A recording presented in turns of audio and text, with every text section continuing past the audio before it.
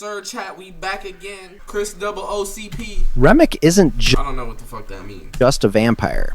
According to one of the most compelling fan theories, he's a forgotten Irish god, or fae, being transformed by colonization and extinction. When Sinners opens with Remick seemingly falling from the sky, scorched and disoriented, it's not random cinematography. Fans argue this visual choice.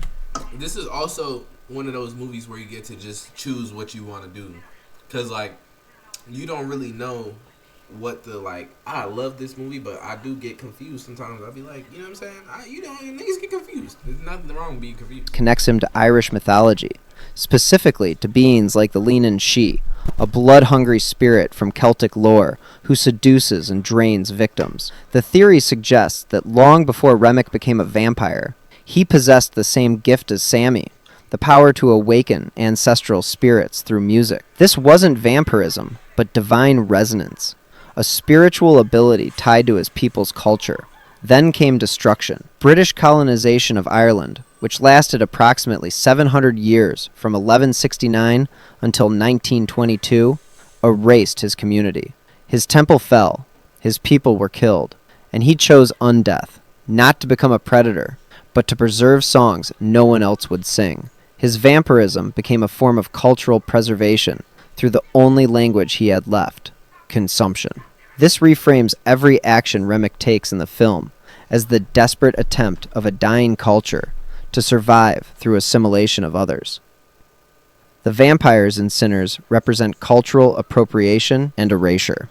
The most chilling evidence appears when Remick telepathically forces the entire black crowd at Club Juke to dance to his Irish folk song, Rocky Road to Dublin. This scene isn't just about vampire mind control. In Irish folklore, the fae could charm mortals into endless dances, where victims would twirl until dawn, their bodies claimed by rhythm, sometimes never returning. When Remick weaponizes this ancient glamour against a community whose music was born from pain and resilience, he's using the same tactics employed by his own oppressors. The hive mind he creates strips away individual identity, forcing everyone to share his memories, desires, and experiences as one collective consciousness.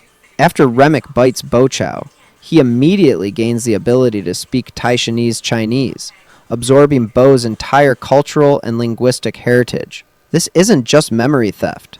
It's the systematic erasure of identity the colonizers have employed throughout history. The vampires promise freedom So this nigga was basically supreme colonizer, which makes sense. I understand that. from racism and a colorblind community, but they deliver conformity, control, and the complete destruction of the cultures that made each person unique. The horror isn't the fangs. It's watching people lose themselves entirely. Did Sammy sell his soul to the devil? The post-credits scene in Sinners fuels one of the film's most debated theories. After playing This Little Light of Mine in a church, young Sammy looks off screen and smiles at someone the audience cannot see. Given that Sammy's music has the power to conjure spirits and attract demons throughout the film, many fans believe this performance summoned Satan himself, allowing Sammy to make a Faustian bargain for musical success. This theory draws directly from the legend of Robert Johnson, the king of Delta blues, who allegedly met the devil at a crossroads and traded his soul for supernatural musical ability. Sammy's subsequent fame and 60-year career as a legendary blues musician seem to support this interpretation. However, an alternative theory suggests something more bittersweet. The mid-credits scene shows elderly Sammy telling Stack that death is approaching. If the final post-credits moment depicts Sammy in the afterlife rather than making a deal, he's not performing for Satan, but for his father, Jedediah, the preacher, who spent Sammy's life condemning blues music as sinful. In death, father and son finally reconcile through the very music that divided them in life. Sammy gets to do what he loved most, forever, suggesting that despite his earthly sins, his gift earned him a place where music never ends. A fully made crib. I'm thinking, like, I don't really believe that Sammy. Honestly, I can see it, though. I can see it. So I'm not going to say that. Sits in Burton Jones' house, with no baby in sight.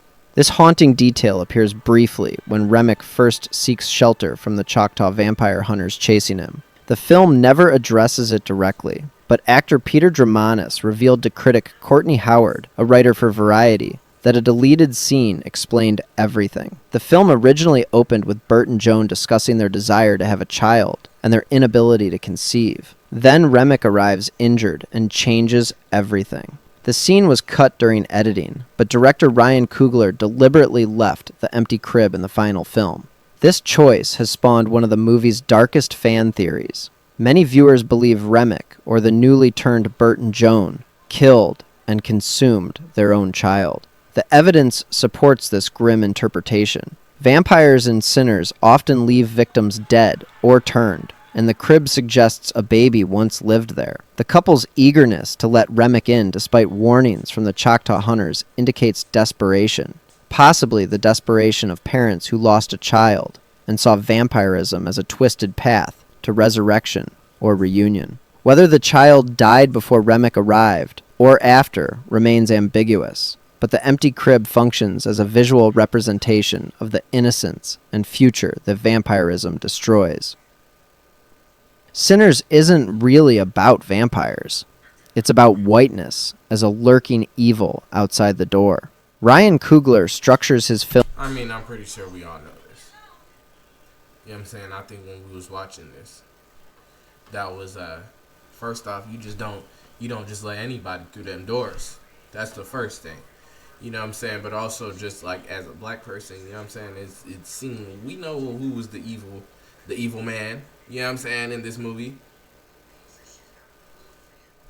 So the church bookends the narrative. It opens with Sammy in a church and closes with him there in the post-credits scene. Between these moments, the film explores how Sammy wrestles with his calling to play blues music, while his preacher father calls him a sinner for loving the genre. The vampires serve as a metaphor for white supremacy and colonization. They arrive from outside the black community, promise false freedom, and ultimately seek to erase black identity by forcing assimilation into their collective. Remick specifically targets Sammy's transcendent musical gift, wanting to steal it for his own purposes, just as white culture has historically appropriated and profited from black art. The film's 5 hidden meanings, as analyzed in The Root, all point toward this central theme. Music connects black people across generations. The vampires disconnect them from their ancestry by overwriting their identities. Coogler visually demonstrates this during Sammy's performance when the camera drifts from 1930s dancers to African-clothed ancestors, to a DJ spinning records, to a guitarist in funkadelic-style clothing. This sequence celebrates black musical lineage. The vampires seek to sever it. The church represents both salvation and damnation, because Coogler respects the institution, but refuses to let black music be chained there, condemned as sinful, when it's actually a form of spiritual resistance and cultural survival. By the way, if you're enjoying this so far, I think like when he was writing this movie, he was like, you know that meme of gunning with the pen where it was on fire? That's the same shit. I don't know if he wrote I don't know. This shit just so fire. Like the way he went about things too is just like, it just makes sense. You feel what I'm saying? Create videos like this all the time. Subscribing would really mean a lot. Remick's glowing red eyes came from an animated children's movie. Director Ryan Coogler confirmed in multiple interviews that he drew direct inspiration from Death, also called the Wolf in Puss in Boots: The Last Wish. That character's piercing red eyes represented an unstoppable force of nature, and Coogler wanted the same mythic intensity for his vampire antagonist. The glowing eyes aren't just stylistic. They serve biological and symbolic purposes. Coogler explained that the effect simulates tapetum lucidum, the reflective layer in animal eyes that improves night vision. This detail roots the vampires in predator biology, suggesting they've evolved or adapted to hunt humans more effectively. The red color specifically evokes danger, blood, and hellfire, connecting Remick to demonic imagery without making him explicitly supernatural in origin. Interestingly, the custom contact lenses used to achieve this effect were notoriously difficult for actors to wear. Haley Steinfeld described putting them in for the first time, saying she couldn't see anything and needed someone to take a picture so she could understand what she looked like. The contacts became a transformative tool that helped the actors embody their monstrous alter egos, creating a physical barrier between their human selves and their vampiric characters. Stack and Mary's survival isn't a happy ending. It's a curse. When they appear in the 1992 mid-credits scene, dressed in contemporary fashion and seemingly thriving, the initial impression suggests they have adapted well to a mortal life. They get to experience decades of history, watch their descendants grow, and remain forever young. But Haley Steinfeld's comments about the scene reframe everything. She explained that while vampires can see their descendants grow and experience extended life, they're not really Mary and Stack anymore. They're vampires with their memories. The film demonstrates this during their transformation. Once bitten, they become vicious and selfish, their true natures overwritten by the hive mind. Even when they momentarily snap out of control after Annie's death, showing shock and grief, it's fleeting. The post-credits scene reveals the tragedy of their existence. Stack tells Sammy that the night at Club Juke was the last time he saw his brother alive, the last time he saw sunlight, and the only time he felt truly free. 6 decades of immortality couldn't replace one night of genuine human connection. Meanwhile, Smoke's death shows him reuniting with Annie and their daughter in the afterlife, dressed in white and at peace. Director Ryan Coogler presents real death as heavenly respite, where families reunite. Vampirism, by contrast, guarantees Stack and Smoke's eternal separation. Smoke's decision to spare Stack may have actually denied his brother any chance of knowing peace.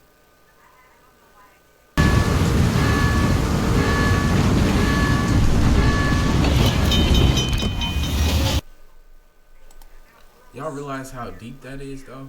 Like, he spared his brother, and it ended up leading to them being eternally separated as twins. And he thought he was saving his life. The whole time he cursed him to a worse future than he would have had otherwise. That shit is sad for real. Sammy's music doesn't just entertain, it pierces the veil between life and death. Annie's opening voiceover explains that certain people are born with the gift of making music so true that it conjures spirits from both past and future. Sammy possesses this transcendent ability, and the film's most spectacular sequence demonstrates it in action. During his performance at Club Juke, the camera begins with 1930s black Americans singing and dancing, then drifts to show African ancestors in traditional clothing dancing, then shifts to a DJ spinning turntables, then reveals a guitarist dressed like George Clinton from Funkadelic. This visual journey through time isn't fantasy. It's Sammy's power manifesting, connecting every generation of black musicians across centuries. The guitar he carries throughout the film allegedly belonged to Charlie Patton, the father of Delta blues, establishing a direct lineage from the genre's origins to Sammy's present. Different cultures call this gift different things. The Irish call their musical mystics Faleed. Africans call them griots. The Choctaw call them firekeepers. Annie's voiceover establishes that this supernatural ability exists across multiple cultures, suggesting Sammy taps into something universal, yet deeply rooted in specific cultural memory. Remick recognizes this power immediately. He wants to use Sammy's gift to summon his own long-dead Irish ancestors, attempting to rebuild the community colonization destroyed. This explains why Remick focuses obsessively on turning Sammy, rather than simply killing him. Without Sammy's cooperation, Remick remains cut off from his past, unable to resurrect the culture he lost over a millennium ago. Why didn't the Lord's Prayer work? In the film... Oh my god, that makes a lot of sense. So that's why he didn't kill him. Mind you, they was talking about... It's been so long since I watched this movie, I damn near want to watch it because of this shit. But he literally... Like, I don't even know how to explain this shit. Like, let me think. Let me put my words together. Since we were already talking about the whole demon shit, that we said that, like, the theory that made sense earlier, that shit directly ties into this shit. You know what I'm saying? And he trying to bring back these people too and shit that he had in the past, like... I believe... The film's most theologically complex scene, Sammy desperately recites the prayer while Remick holds him underwater in a mock baptism. Traditional vampire lore suggests Christian symbols and prayers should repel the undead, but Remick remains unaffected. He even joins Sammy in reciting the prayer, explaining that while he hates the men who use Christianity to steal his father's land, the words still bring him comfort as remnants of his past. The most compelling theory about this failure centers on ancestral connection. The mojo bag Annie creates works against the vampires because it stems from Vodun Sinsin, a West African religious practice directly connected to Smoke, Stack, Annie, and Sammy's ancestors. The protection succeeds because it draws on their ancestral power. Christianity, by contrast, was forced upon enslaved Africans by European colonizers. Sammy has no ancestral connection to the Lord's Prayer. His people didn't choose Christianity. It was imposed through violence and cultural erasure. Therefore, when Sammy calls upon Christian protection, he's invoking ancestors who aren't his.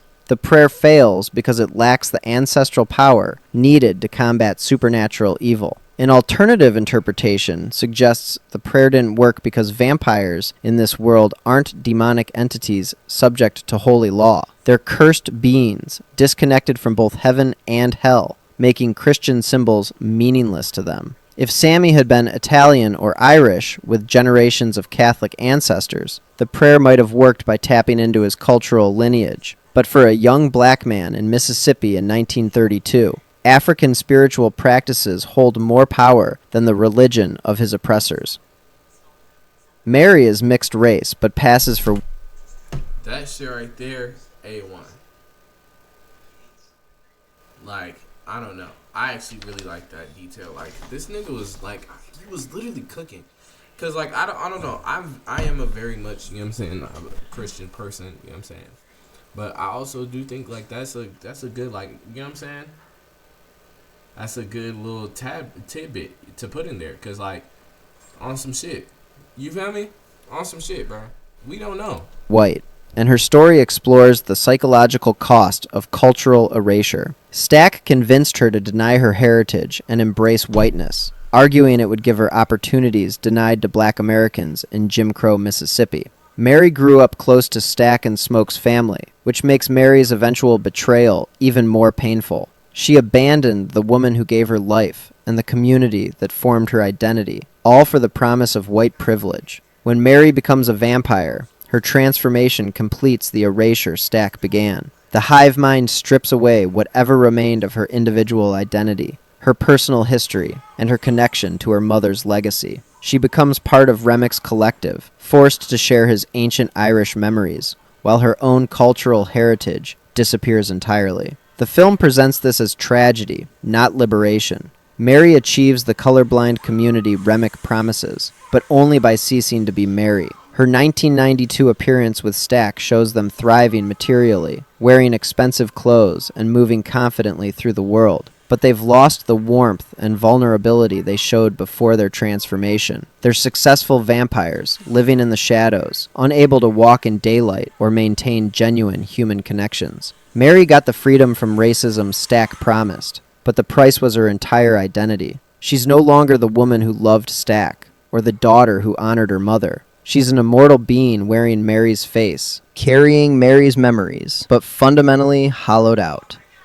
The guitar Sammy carries allegedly That shit probably hurt Mary when she think about it, though. belonged to Charlie Patton, and it's more than a prop. Patton, who lived from approximately 1887 to 1934, is widely considered the father of Delta blues. By giving Sammy this specific instrument, Coogler establishes a direct lineage connecting the genre's founding figure to the film's protagonist. The guitar becomes a physical representation of cultural inheritance, literally passing musical tradition from one generation to the next. During Sammy's transcendent performance, the guitar serves as the conduit that allows spirits from past and future to manifest. It's not just Sammy's talent creating this bridge between worlds. It's the combination of his gift and the instrument's historical power. The guitar absorbed decades of music from Patton, and now it channels that accumulated spiritual energy through Sammy's hands. In the film's climax, Sammy smashes the guitar to delay Remick, destroying the physical object to save himself. This moment represents the sacrifice artists sometimes make, destroying their tools and creations to preserve their lives and freedom. The mid-credits scene, set in 1992, shows elderly Sammy playing a restored guitar, while the post-credits scene cuts back to young Sammy in his father's church, playing This Little Light of Mine on a guitar once more. Whether it's the same instrument repaired or a new one that inherited its spiritual significance remains ambiguous. What matters is that the lineage continues. Sammy rebuilt what was broken, just as black culture has continuously rebuilt itself after every attempt at destruction. The guitar endures because the tradition it represents cannot be killed. Remic's first appearance evokes Lucifer. A lot of this shit, I just really don't know what to say. I'm gonna be honest. Like, this shit just like, I'm damn near watching a video with y'all. Cause that shit, like, I'm learning. You feel me? Like, we all learning. That guitar shit, everything just, like, I damn near could believe everything he's saying. Because he, like, reading into it exactly the way I would have read into it if I did the research. Real shit. Fall from grace. The camera angle makes it appear as though he literally fell from the sky, landing scorched and disoriented on the ground. This visual choice isn't accidental. In biblical mythology, Satan fell from heaven as punishment for rebellion against God, plummeting to earth in flames. Remick arrives the same way, burned by sunlight, fleeing from Choctaw vampire hunters who've wounded him. The parallel suggests his fall represents more than physical descent. It's moral degradation. Remick was once part of a legitimate community with its own culture, religion, and traditions. British colonization destroyed everything he knew, and his transformation into a vampire marked his moral fall from victim to perpetrator. He experienced oppression, then chose to inflict the same suffering on others. The fallen angel imagery frames Remick as a tragic figure who made the wrong choice. He could have died with his people, maintaining his moral integrity even in defeat. Instead, he chose vampirism, becoming the very thing he should have resisted. His 1,000+ years of existence represent an extended fall, each victim dragging him further from whatever humanity or divinity he once possessed. By the time he arrives at Club Juke, he's completely inverted. He promises liberation while delivering enslavement, offers community while destroying individuality, and preaches racial equality while weaponizing his whiteness. Remick didn't fall from the sky. He's been falling for centuries, and the film captures the moment he finally hits bottom. If you found this worth your time, I fuck with this chat. This is a good video. Shout out to bro. Why do I keep leaving when there's like 2 minutes left? Movie guy explains. Shout out to Gang. You know what I mean?